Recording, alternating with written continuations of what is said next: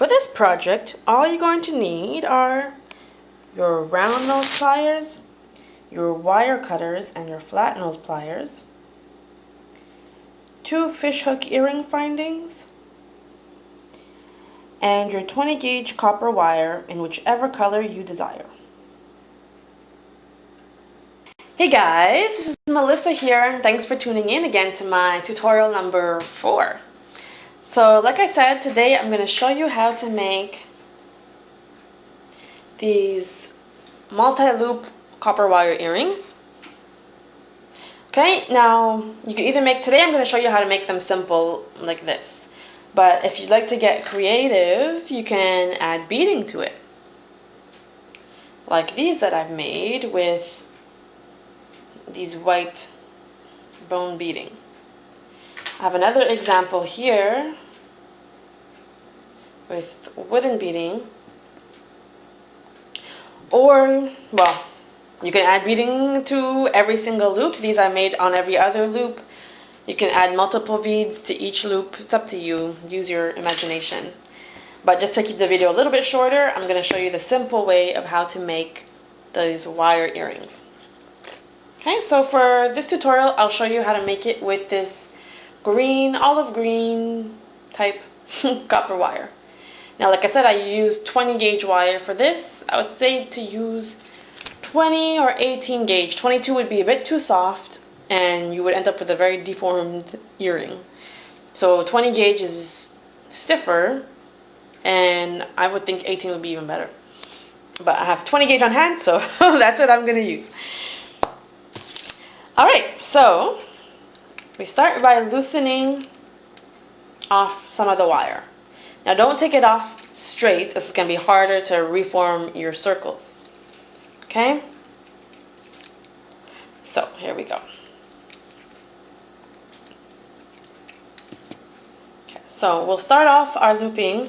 We have to leave a bit on the end. This is what we're going to use, sorry if you can see that, to wrap around all your circles to get them together into the one earring.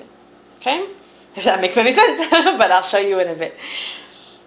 Okay, so we have our first circle, which I'm going to make pretty small. On my second loop, which is a bit bigger. My third loop, which I'll have even larger.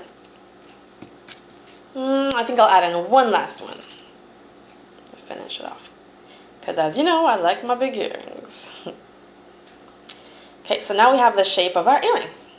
So we'll cut off the wire from off of the spool, because at this point I didn't cut it off yet, just because I don't like to be confined to the amount that I cut in case I want to play with it. Once I have my loops formed, I might decide to add an extra one, or if I want to add beadings or whatever it is. Okay, so sorry, I'll cut off the end. So this is what you're left with. Okay, so we'll take our shorter end. These are pretty similar. Take one end and we'll start wrapping it around all of our circles. Okay? So we're wrapping it so that we can join them all together at the top. Now for this, I like to use my flat nose pliers just to pull it tighter, so it doesn't look sloppy. Okay, and we're going to wrap it around our circles maybe 4 or 5 times. Okay, that's 3, and that's 4. Let me just stick it back through. Okay, so this is what we have on one side. Now I'll take my wire cutters and I'll cut the end, and I'm going to cut it close to the loop. Okay. So I'll show you. I hope you can see that. So now it's close in. We'll take our flat nose pliers and we're just going to press on the tip so that it's not out and not scratchy. If you happen to graze on it, you don't feel the end. Okay, so we want to flatten it so that we don't feel it really scratching. Okay, so now at this point, we have two options. Either we can make a circle, like I'll show you this example here. I made a circle on the top so that I can loop my fishhook earring finding on. Okay, either we do it that way, or we can simply, which is much easier, which is what I'm going to do right now, is raise one of the circles. Okay, if you can see that. Sorry, what did I say? Raise one of the wires. Okay. So what I'm going to do is, with my other wire of the, our other end of the wire, I'm just going to use my flat nose pliers and kind of raise it up a little bit. Okay, so then you're going to be left with something like this. Just a little bumped up. And then I'll take the end and I'll wrap it through like I did with the first one in the beginning. Okay, so we wrap it around all our circles, and I use my flat nose pliers to pull it tight. Okay. And we'll wrap it the same amount of times as we did the first end, so that we'll have a nice balanced and uniform look to our earrings. There we go. Make sure when we wrap it around, they stay close together. Okay, and that is our last one. I'll just bring it back out so I can end on the same side as the first wrap. And again, with our wire cutters, we'll clip off the end. There we go. Now we take our flat nose pliers and we're going to flatten the tip, just like we did the first time, so that it's not sharp. Okay. So there we have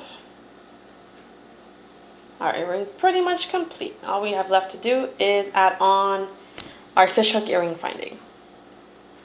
Now, if yours, like what happened with mine, while I was wrapping, that little notch I created, it kind of turned to the side. So we can just bring it back to the top, because that's where we're going to hook our earring finding. If you can see that. Okay. So now we take our fishhook finding and we'll open up the loop on the bottom.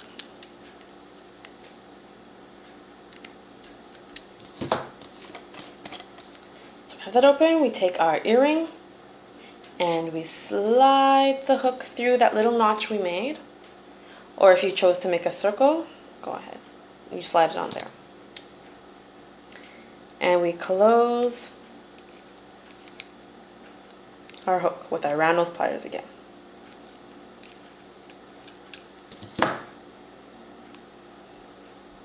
And so there you have it, your earring.